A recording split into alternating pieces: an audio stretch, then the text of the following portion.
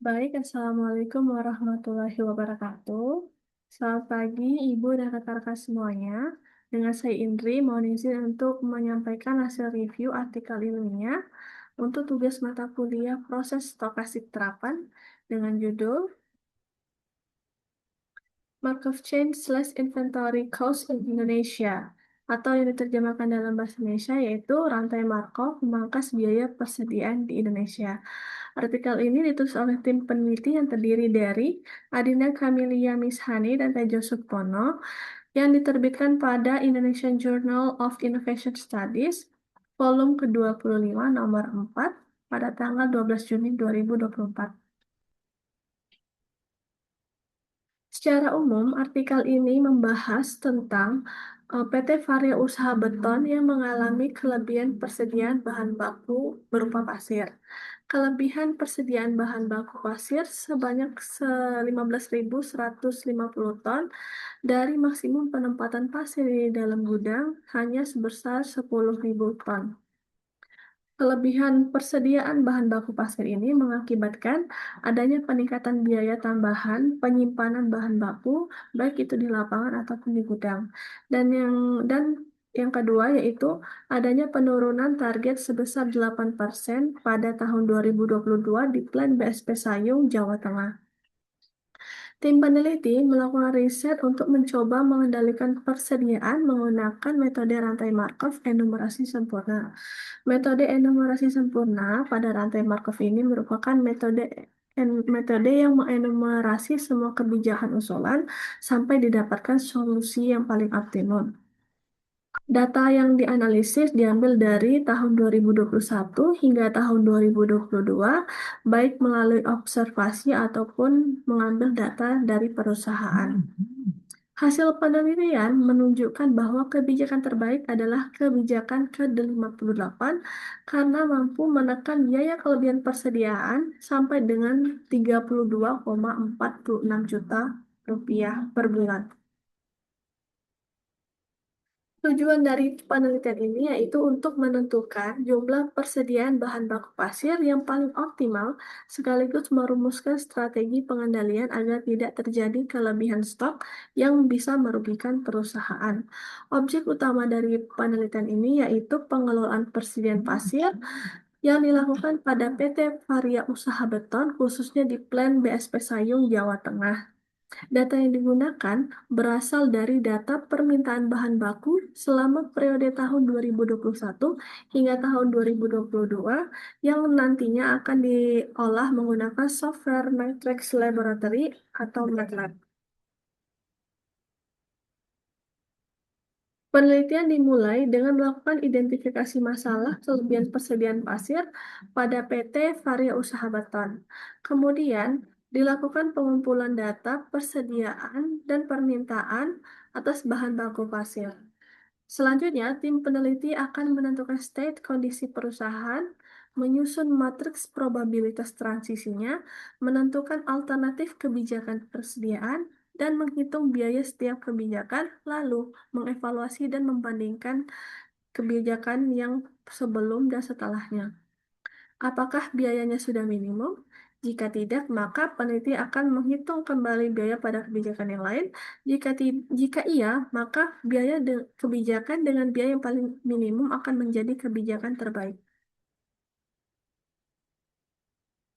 Pengolahan data di dalam penelitian ini dilakukan secara kualitatif ataupun kuantitatif.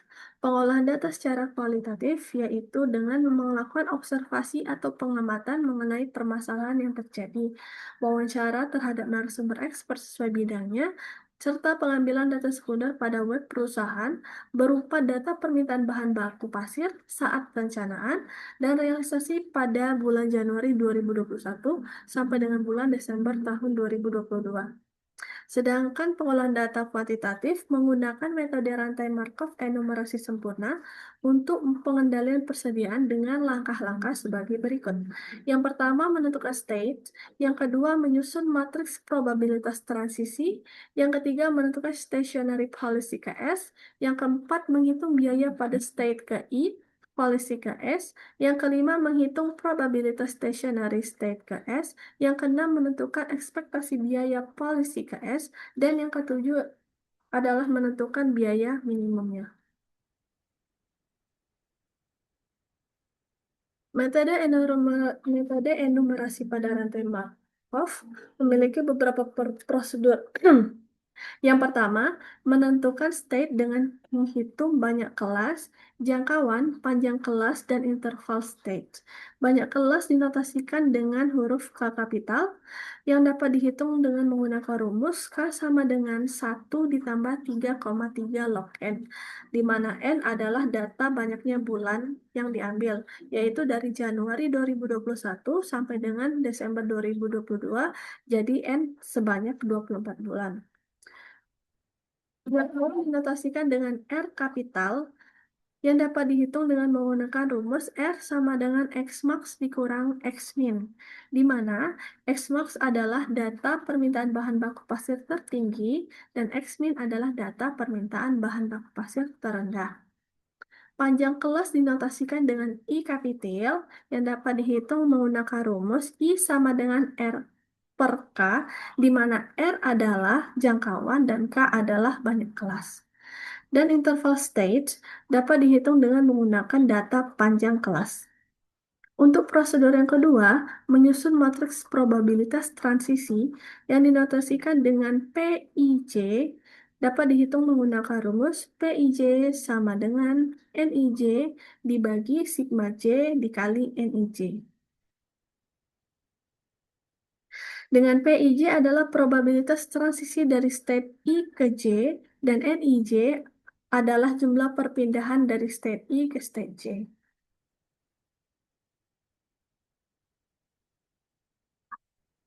Untuk prosedur yang ketiga,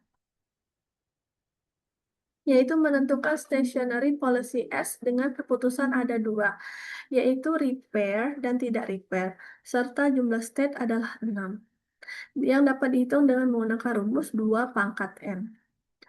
Untuk prosedur yang keempat, yaitu menghitung biaya pada state KI policy KS yang dinotasikan dengan VIKS yang dapat dihitung dengan rumus sigma PIJKS dikali RIJKS. Dengan VIJKS adalah ekspektasi biaya pada state KI untuk polisi KS. PIJKS adalah probabilitas transisi dari state ke 1 menuju state ke J pada polisi KS. Dan RIJKS adalah biaya perpindahan state ke I menuju state ke J pada polisi KS. Prosedur yang kelima yaitu menentukan probabilitas stationary policy KS yang dinotasikan dengan PJKS yang dapat dihitung dengan menggunakan rumus PJKS sama dengan sigma I sama dengan 1 sampai dengan M PIKS dikali PIJKS, di mana PJKS adalah probabilitas stationary state ke J pada polisi KS. PIJKS adalah probabilitas transisi dari state I ke state J pada polisi KS, dan M adalah jumlah state. Dan prosedur yang terakhir yaitu menentukan ekspektasi biaya polisi KS yang dinotasikan dengan EKS. Dapat dihitung dengan menggunakan rumus EKS sama dengan sigma I sama dengan 1 sampai dengan M PIKS dikali VIKS, di mana EKS adalah ekspektasi biaya total polisi KS, PIKS adalah probabilitas stationary, VIKS adalah ekspektasi biaya pada state KI untuk polisi KS. Pada artikel juga dibahas beberapa contoh perhitungan masing-masing prosedur. Yang pertama, prosedur untuk menentukan state dengan menghitung banyak kelas, jangkauan, dan panjang kelas. Banyak kelas yang dinotasikan dengan K kapital dapat dihitung dengan rumus K sama dengan 1 ditambah 3,3 log N, di mana N adalah banyaknya bulan, yaitu N sama dengan 24, sehingga didapat nilai K adalah 5,5 atau mendekati 6.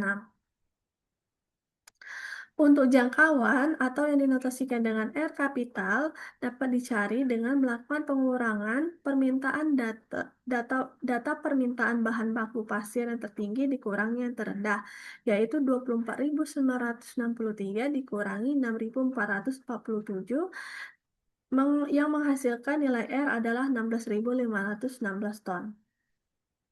Sedangkan untuk panjang kelas yang dinotasikan dengan I kapital dapat dihitung dengan cara membagi jangkauan dan banyak kelas, sehingga didapat nilainya yaitu 3086. Untuk prosedur yang kedua, tim peneliti mengambil contoh state 1 yang berpindah ke 2110000. Untuk P1 ke 1 itu sama dengan 2 dibagi 4 sama dengan 0,5. Nilai 4 didapat dari penjumlahan 2 tambah 1 tambah 1 tambah 0 tambah 0 tambah 0. Untuk P12 itu sama dengan 1/4 sama dengan 0,25. Untuk P13 itu sama dengan 1/4 sama dengan 0,25. Sedangkan untuk P14, P15, P16 itu sama dengan 0. Jadi, matriks probabilitas transisi pada baris yang pertama yaitu sebagai berikut: 0,5, 0,25, 0,25, 0, 0, dan 0. Untuk prosedur yang ketiga, yaitu menentukan stationary policy S dengan total alternatif kebijakan yaitu 2 pangkat N sama dengan 2 pangkat 6 yaitu menghasilkan 64 kebijakan alternatif.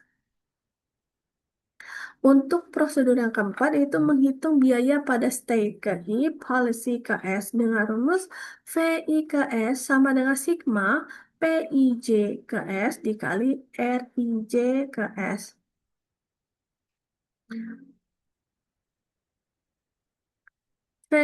Untuk I sama dengan 1 dan S sama dengan 1, maka dihitung 0,5 dikali 27, ditambah 0,25 dikali 30, ditambah 0,25 dikali 33.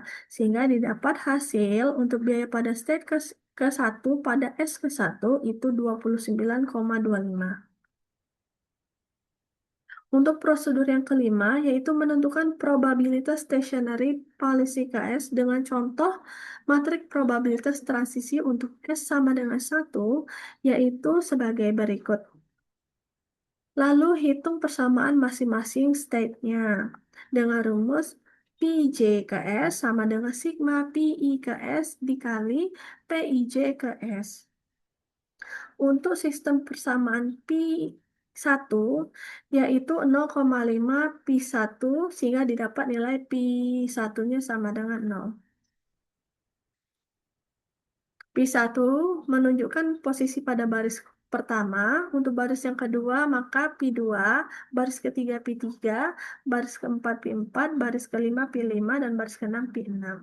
Maka dilakukan perhitungan seperti contoh Pi 1 untuk Pi 2 yaitu 0,25 Pi 1 ditambah 0,2 Pi 2 menghasilkan nilai Pi 2 sama dengan 0.